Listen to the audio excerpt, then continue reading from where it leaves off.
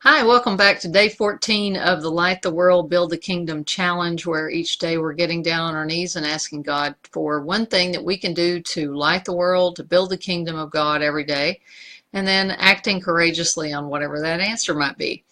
I was looking at Joshua in the Old Testament, Joshua chapter 3, and there's a story in there about the children of Israel when they're getting ready to go into their promised land. Now, a lot of us have heard about the Red Sea parting and everything. We know that story. But at 40 years later, after they'd wandered around in the wilderness for 40 years, they come to the River Jordan and it's swollen and everything, and they've got to take the people across it. And the priests have the Ark of the Covenant. Now, if you remember the Ark of the Covenant, one guy it started to fall off of its little, the poles that they carried it on. And this guy tried to steady it and put it back, and just touching it zapped him. I mean, he was dead, right? So these guys, they have to cross Jordan River, and it's swollen about, over its banks and everything. And these priests have this Ark of the Covenant. And in order for them to cross, they have to take a step of faith. They have to step into the water. So as soon as the priests touch the soles of their feet on the water, the River Jordan parted, similarly as it did for the Red Sea for Moses. And I don't know, it just struck me that sometimes it takes that first step. And for them, that's a little bit scarier than it may look, just to walk into some, a river maybe.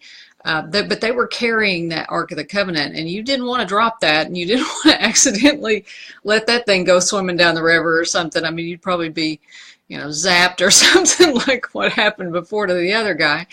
So, that was a scary step for them to make, to step into that water and then have it part like that is, and that miracle opens up.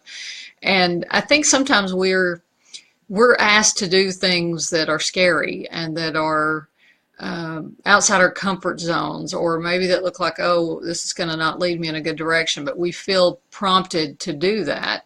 And not until we take that first step do things open up sometimes. You have to kind of walk down the corridors of life before you see the doors start to open. And sometimes it looks dark and scary, but the way will open up for you if you'll take that first step. So whatever it is that, maybe when you do get down on your knees and you're asking for how you can light the world or whatever, it may be something that is outside your comfort zone. So just look at it as, okay, what's a tiny little step? What's the first step I can do to walk in that direction? And I bet you things will open up for you after that. So be sure and join us for the 90-day challenge. We're on day 14. We got 90 days of this. You can hop in anytime. Share your experiences of what's going on for you. Use our hashtags. Let's get this movement going here. Let's light the world. And it's good to see everybody. I see Christy and Martina and Ellen and Laurie. Great seeing y'all. Y'all have a wonderful evening, and take care, and God bless.